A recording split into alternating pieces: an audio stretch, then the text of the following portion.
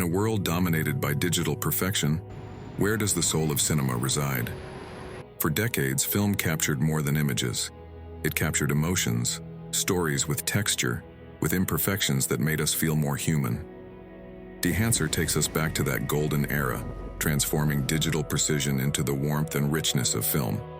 Because in every grain, in every flare of light, there's a story that only film can tell. With Dehancer, rediscover why cinema, captured on film, has always touched our hearts. Because it's not just about seeing, it's about feeling. Dehancer, where digital finds its soul.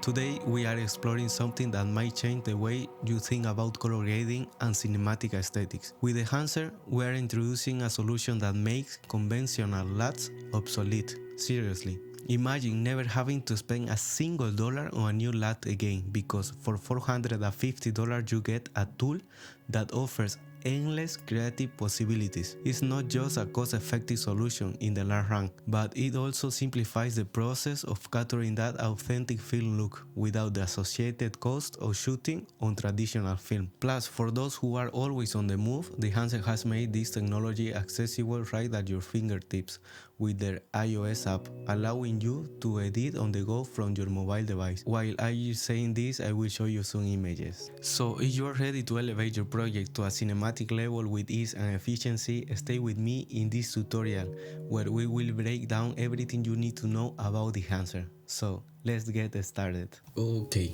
let's start with the tutorial. In this part I will show you the first part, that is the color management, that I think is the most important thing before do the color grading with the Dehancer. So I will show you 3 ways that you can use, 2 that recommends the Dehancer and one is my personal. And well, let's start with the first that the Dehancer recommends, and it's go to here to this thing, go to color management, and here change it to DaVinci by RGB color managed, and here untick this and put HDR DaVinci White Gamut intermediate. And here in output color space you can put the Rec 7i Gamma 2.4, because if you are using a monitor, this is the most accurate. And like I'm using a Mac, I'm using Rec 709A, so I leave it there. And here you will have it. And in the Dehancer, when you apply it to the node, here you have to put it to DaVinci White Gamut intermediate, and select here the input color space and put it to the color space is correspond to your camera. In this case I am using Sony, so it's Gamut 3 Cine S-Log 3, and you will have it. You can make the color editing, the color grading, sorry. Let's go back to the second way that you can do this, and that is to put it the same DaVinci YRGB color manage, and here select custom.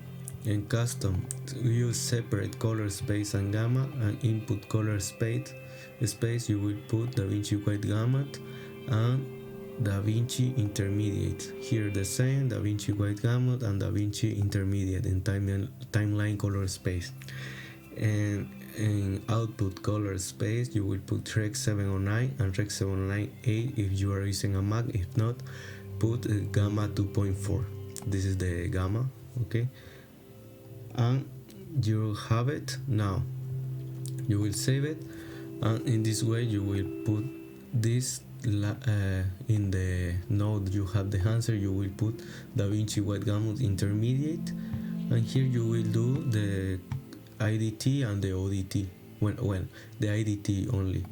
So I made a color space transform, just an effect, color space transform, and it's from Sony S-Gamut 3 Cine to Sony S-Log 3 to DaVinci White Gamut. And tone mapping, I don't want that any type of mapping method, so I put none to don't lose any information. And here just put it and you will have it. And the thing that you are seeing this color and not needed to use this color space transform at the end is because you are saying to the program that the output color space is Rec 79 and Rec 79A, so you will don't have to do anything more. In this way, you is the other way that Dehancer recommends, and now I will show you the way I do it, my personal way that I made the color manage is to put this to DaVinci YRGB, and here I put to DaVinci White Gamut and DaVinci Intermediate, and output color space to Rec 7 in Rec 79A, and you will have it. Here's the way I make. So I like this way because I have more control in the color space transformation is happening here. For example, I like to use the for example here we can I did this because I show you for you, but we can make it here. For example, I like to put make the conversion from Sony S-Log to ARRI because I like the colors that ARRI gives. So here we will change this to choose camera and put ARRI, and you will loosen the colors of ARRI. We will leave it like Dehancer recommends, okay? So let's go to DaVinci White Gamut and DaVinci Intermediate, and here we will put the DaVinci White Gamut Intermediate, and here we will convert this from DaVinci White Gamut to Rec 79. This is another way, and you will have it. So you are using the color of Sony, and you are putting the Dehancer Pro in between the nodes or the color space transformation you are using. So we can work in this way too. I mean, there are 4 ways to do it what I show you, but this is another way, okay? And you will have it. We will work in the way that I think is the more easy. We will deselect this, and we will choose camera and select our camera to make it more easy. If you want don't to overcomplicate it yourself, you can make the color space transform here and just put your project setting and your color management in this way. Okay, let's go with the parts that Dehancer has. Here you have your input, and you will have the controls to make the exposure, the temperature, the tint, the fringe. The fringe is like the chromatic aberration that your lens could have, and here you could adjust this. So I just leave it to the fringe enable. After that, the second step I do is to put the film stock and the print, and the last is the expand, because like you are using different things, and this affects different in each image, so you need to put it that way. I like it. For example, here we are using the Kodak Vision 3 250D. The push and pull is like a color contrast or something like doing in the lab or film, and it affects your contrast. So let me show you in this way, it's better. Okay, it's much better, you can see it. So here is the push pull, and you will have this to affect different to the image. You see how the film stock change and the contrast. I like it just like this. And the print, you will select the print. I using the Kodak 2383 print film, and here the target white is here is more blue and here is more yellowish, so it's like the color temp, but after we will do the color temperature in another way. Here your exposure, your tonal contrast, you see the tonal contrast is like affecting the colors, and at the same time the contrast is amazing. The color density, just like it says, it makes your colors more dense, more alive. And the saturation, just the saturation. I like to enable this tick because it gives you more slightly changes.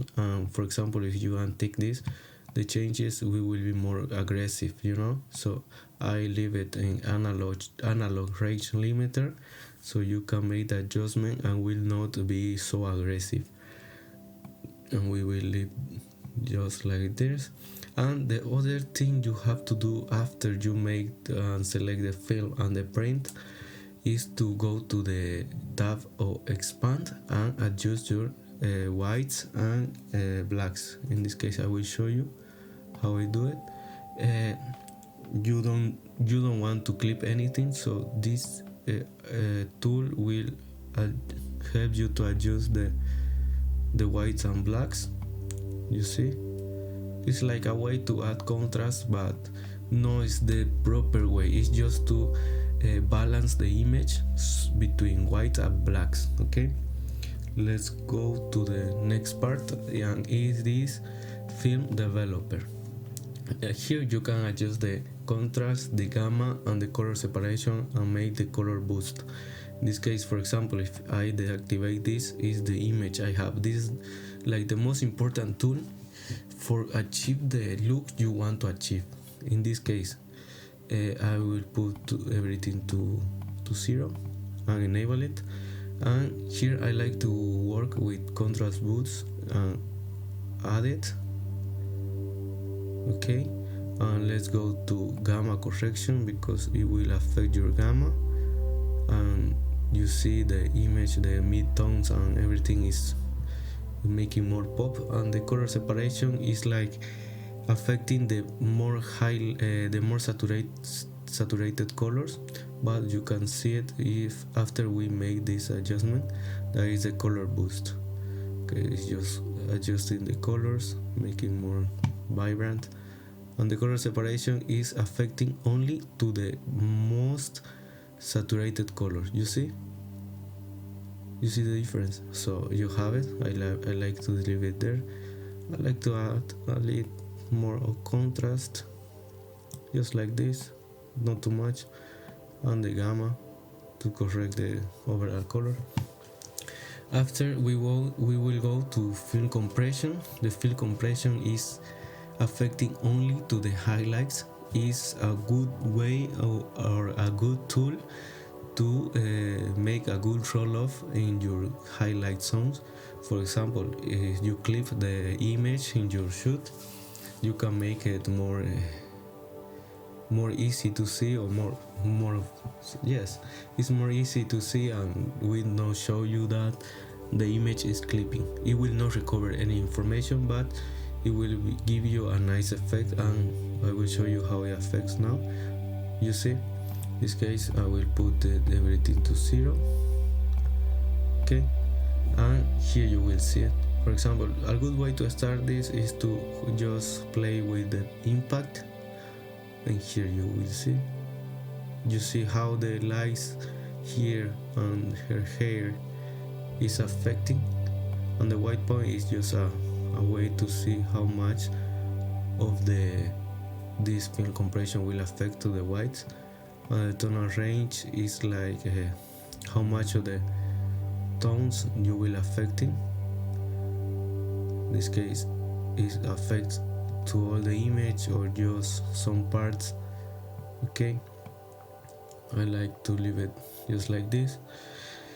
Okay, let's go to color head. The most other important thing of the color head is where you add the colors and the final look to the image. Okay, in this case you can make the image more yellowish, and this 3 is for affect the entire image. And here you have the shadows, mid-tone and highlights. And the preserve exposure is because when you are adjusting this, some changes in exposure. So this I like to leave it to 100 because I don't want it to affect to my exposure, because if I nail it the exposure in the skin or whatever I wanted, I don't want to affect this to that exposure. Okay, so for example, we will add a little bit yellows for here. This affect too much, so don't go over it, just a little bit. And for example, here is too yellow, so I will just adjust this, add a little cyan. Okay, on the shadows here you can play a little more. So here is more blue and here more yellow, so I like the shadows a little blue. We will leave it right there like this. And midtones you will have también to adjust the midtones just a little bit. And highlights you will see, look in the sky, just affecting the sky. I will show you what happens if you put this to preserve exposure to 0, how to affect to the skin here. You see how to affect everything in the image, and you will have more clean look. Okay, the other thing is the film grain. A key here is a key element in in Dehancer, and you have it. You have a lot of presets. I like to work with these presets. I think they are good, but sometimes I like to adjust them. For example, here my personal is to put this to 65 millimeters ISO 50. I will show you more. For example, this to 8. The grain is so heavy, so heavy, so I like to put it to 65 and put this to custom. Your adjustment will be the same, and the size, like you see, is to 1. Here you have all the settings you want to adjust in the film grain. Here the size, here we will see more. Okay, size, the amount. I like the grain, so I put it to around 40, just like this. And the film resolution is like leaving to the sharpness of the image. So you put it to 0, the image will be no sharper. Oh, blurry, sorry. And here you will have the image more sharper. I like it to leave it to 90. And here is another thing I like to from the Dehancer, is that you can adjust the grain. Depends on what you want in your shadows, midtones, and highlights. For example, in shadows, I don't like it so much in the gray color, in the black colors, so we will leave it to 10, around 10. You see how it disappear from the shadows, and here more, you see, and here you see I don't like it so much, so I just leave it to 10. How clean. And in midtones I like not too much too, because I don't want to affect so much in the skin, so I will leave it to 20, 25, I think. And the highlights too, I just like to bring them down a little bit, and you will have it. This is the film grain. And another thing, the chroma. The chroma affects the color or the grain. We'll see here in the front face. The chroma, if you have it to this to 100, the grain will have a tint like green, you see, tint magenta and something like that. But if you put it to zero, the grain will be more gray. The grain will be more gray. So I like to leave it to 20, 15, depends on the image. So this is another film time is negative and positive. I like to leave it to positive because in negative is too much, but you can play around with it. There is another thing, the mode and noise analog. I like to leave it to analog. Okay, and let's go with another thing is halation. Halation is that borders red in the image. Here we don't have all in the highlights. You see here, for example, we will deactivate it and you will see it. You see the difference here. Okay, just the same. You have a lot of custom presets. You have 8mm. You see how it affects even in the skin. This is same 16mm, 35mm. I like to leave it. My personal is to 16, and here you have the max mode to see where it's affecting. And like to leave it to custom, for example, to see the where it's affecting the mask mode and global diffusion. You will see more where it's affecting everything. And here the way I like to work is to leave it just like this. For example, we select the 16mm and go to custom and just adjust the blue compensation because the image is being a little red and I don't like so much that. So I just push this to blue compensation, and the image go to the same state that was before, and the hue you can change to the hue more reddish or more orange.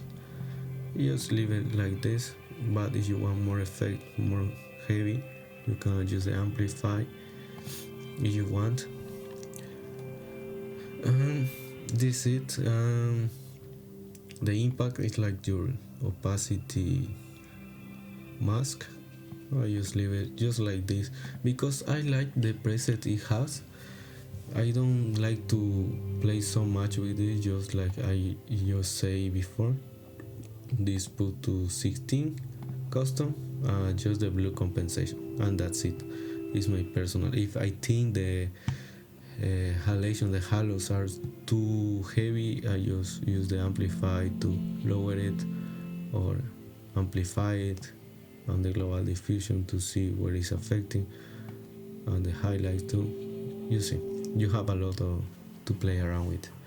And the bloom is like those bloom in the light. You will see it here, for example, how it's affecting and affect the skin too. You see how affect. It's just beautiful.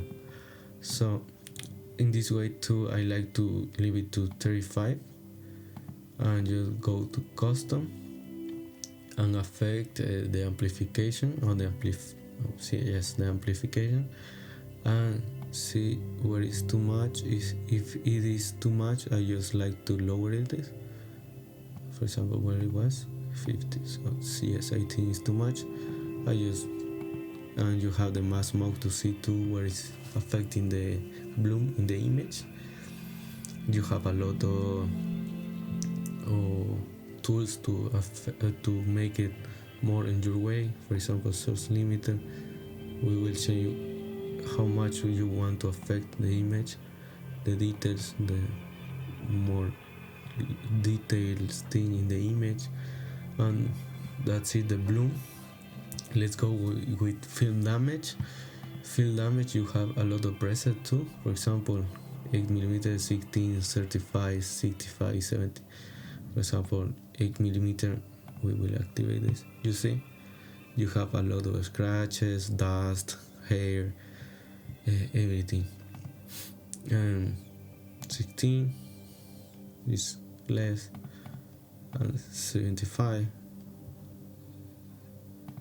and 70, and 65, for example. And you have a lot of things to adjust. Some hairs, scratches, and jittering. You have a lot of these things to play around with too. I don't use it too much because I don't like it too much, the how to affect the image. I just like the film look.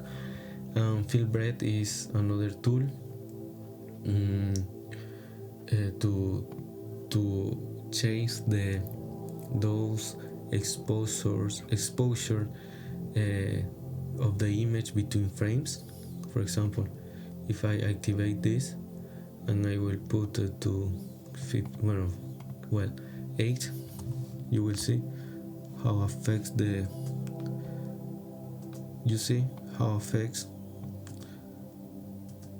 the exposure of the image. So I leave it, just I don't like it too much, but you have it if you want to play around with. And the impact too, you can change the opacity. I think this could be a good, not affect too much, but oh wow, I didn't have tried that, but I like it. It's so natural, and let's go. I will leave it enabled. And here we have the gate width. It's like the jittering it has the image when was shoot in the camera, on what was or when it's projected to the wall from a projector. This jittering it has, you will have it. You see how the image make a jittering. You have a lot of presets too. Oh wow, 8mm, guys. You see. Well, here you can change it, you can make adjustment and everything. And the Overscan is like a overlay for make those. You will see. It's better you see it than I show than I say it. Super 8mm. You have these corners, these things. You can adjust it, the scale, the offset. You can change everything in the image. Super 16, Super 35. This is good. You see you have overlays here. They call it Overscan, but it's good.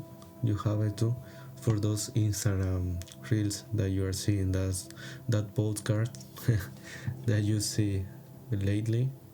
You can see it. For example, here you have it. You can use it just like this and upload those postcards in Instagram. Okay. Here the vignette. There is no much to talk about it. The vignette, you have it. You can change the size, the aspect ratio, everything, But you can use it in Resolve too. So this is another way to know, another thing to know. The monitor you have here for monitor the face, you have the false color and the clipping indication. For example, false color, you can see the exposure of your image. This is a good tool too. Sometimes I just use this to see how is going my exposure. And the clipping indication is like Lightroom when your highlights are. You will see it now. Let's go to here to expand. When you see it's like Lightroom when it shows your clipping point. It's a good way to use this, and you can see how much it's affecting. I just discovered that you can use the clipping indication with expand to balance the image in between blacks and whites. You have a new information now. And the output is like your mask, your opacity of your mask. Well, I just leave it to total or 100, and you have the LUT generator. Just one thing, you will not have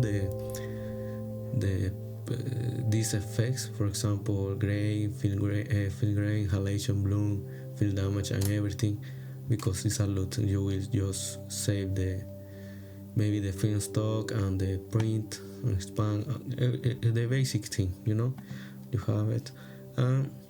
Another thing I liked is that while I working, I just leave it to normal fast because this requires a lot of resources from the computer and the film grain too. So I just disable this, and you have, more smooth playback. And the end of the image of the editing, I just activate it and put it to where is it? To high slow, and you will have the most quality of your color grading. And that's it. This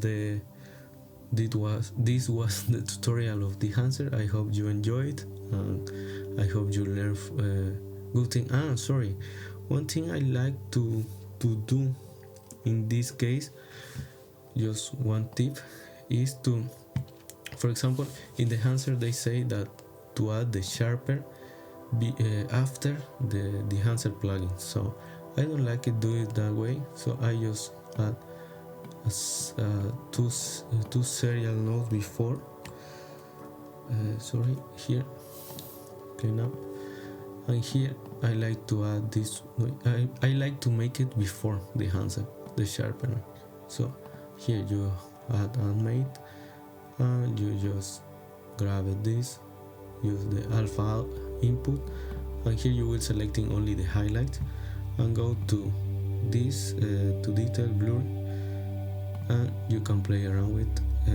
It's not like the same that you always apply, and you can adjust it more.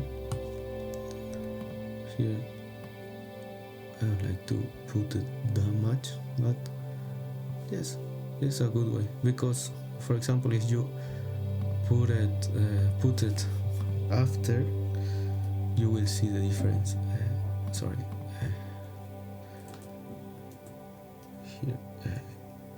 Here. If you put it up, we will close this, I think.